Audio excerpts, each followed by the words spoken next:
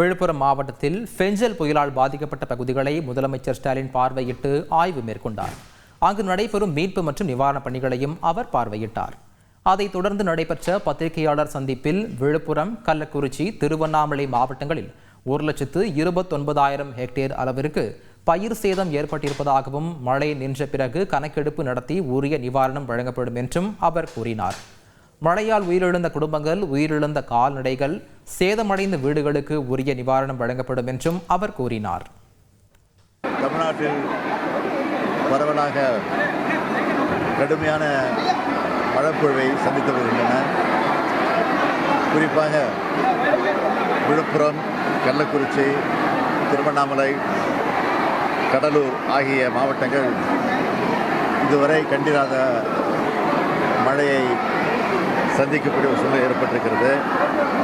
பயிர் சேதங்களை பொறுத்த வரையில் விழுப்புரம், கள்ளக்குறிச்சி, திருவண்ணாமலை ஆகிய மாவட்டங்களில் நெற்பயிர்கள் மூழ்கி இருக்கிறது. தற்போதைய உத்தேசத்தின்படி பார்த்தால், கணக்கெடுப்பின்படி 1,29,000 ஹெக்டேர் பரப்பளவிற்கு சேதம் ஏற்பட்டிருப்பதாக புள்ளி விவரம் பெறப்பட்டிருக்கிறது.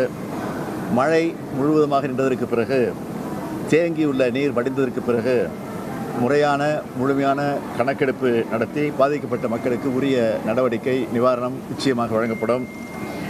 அதேபோல் இந்த பணியின் ஈடுபட்டிருக்கக்கூடிய நம்முடைய களப்பணியாளர்கள் பல்வேறு மாவட்டங்களிலிருந்தும் வரவழைக்கப்பட்டிருக்கிறார்கள் என்பது குறிப்பிடத்தக்கது. இந்த புயலின் காரணமாக உயிரிழந்த குடும்பங்களுக்கும், சேதமடைந்த வீடுகள் மற்றும் கால்நடைகளுக்கும் உரிய நிவாரணமும் வழங்கப்படுகிறது. விழுப்புரம் மாவட்டத்தில் பெய்த தொடர் மழை காரணமாகவும் சாத்தனூர் அணையில் இருந்து வினாடிக்கு 2,45,000 கன அடி நீர் திறப்பினால் தென்பெண்ணை ஆற்றின் கிளை ஆறான துரிஞ்சல் ஆற்றில் வெள்ளப்பெருக்கு ஏற்பட்டுள்ளது. அதன் உபரி நீர் மணம்பூண்டி மற்றும் அரகண்டநல்லூர் குடியிருப்பு பகுதிகளில் புகுந்துள்ளதால் பொதுமக்கள் பெரும் அவதிக்குள்ளாகியுள்ளனர். வெள்ள நீரால் சூழப்பட்டுள்ள மணம்பூண்டி பகுதியின் ட்ரோன் காட்சிகளை பார்க்கலாம்.